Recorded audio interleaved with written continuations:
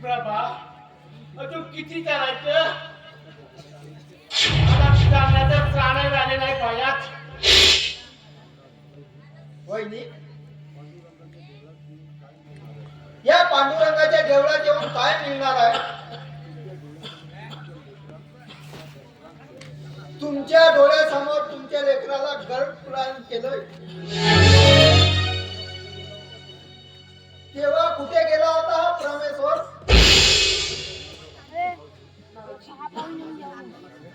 भाऊजी माझं मन मला चालतंय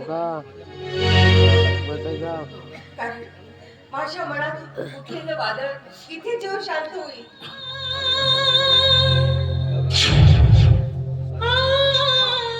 अगं प्रभा, अगं तू इथं कोणाला सोडतेस? निदान ती तरी सांग. वाळू सारखा एक एक सण औषध निष्ठत चाललाय आणि इथं काय शोधायला आली तू? तेच मला कळत नाही.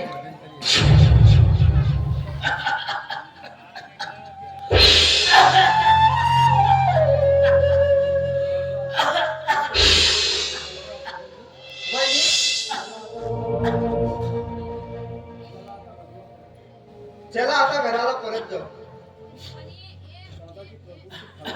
दादाची प्रकृती खालावत चालली आहे आणि आम्ही चालत राहिलो तर दादाच्या प्रकृतीचा काय होईल काही सांगता येत नाही.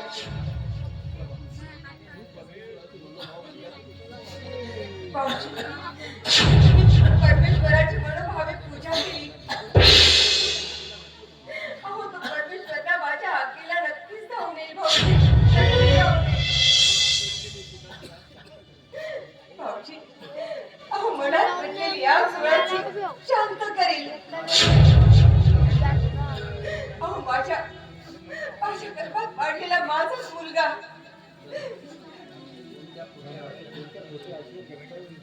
कोणत्या खोट्या आशेवर जगताय वहिनी? वेड्यागत असं काही बोलते.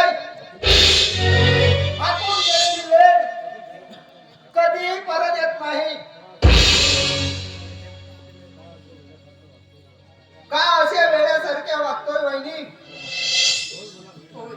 होय भाऊजी होय, मला वेळच लागले. हो मला वेळच लागले.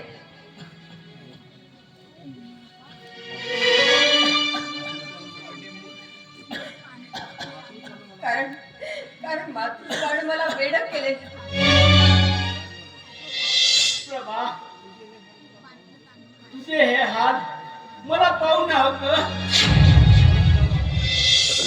चल परत जाऊ आपल्या झोपडीत सुखाने राहू. नाही नाही नाही धनी धनी मी घरी परत येणार नाही.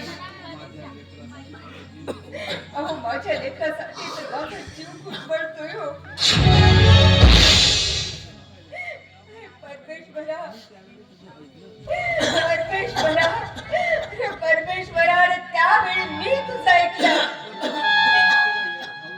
पण तू आता माझ्या आगीला धावू दे, माझ्या आगीला धावू दे. परमेश्वरा तुला यावंच लागेल.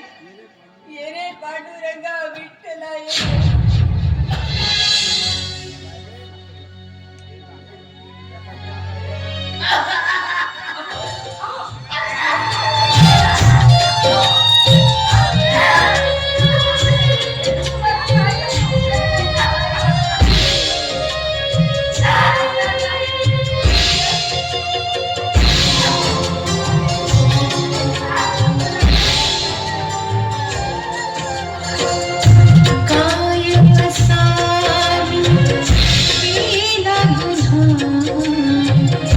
काय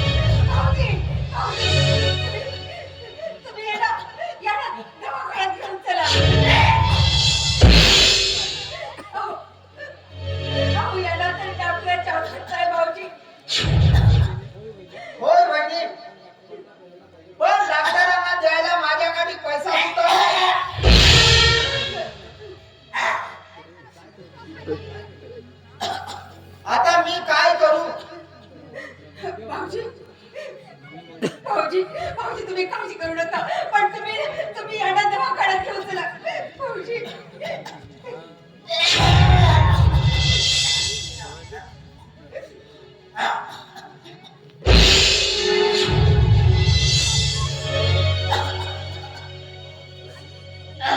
या भाऊजी या हो भाऊजी यांना दवाखान्यात घेऊन जा अहो यांना दवाखान्यात न्यायची आवश्यकता आहे हो पण मी हे घेऊ शकत नाही कारण ते तुमच्या सौभाग्याचं देणं आहे देणं भाऊजी माझ्या जीवनात सौभाग्यावर अशी वेळ आली तर हे दागिने काही कामाचं सांगा ना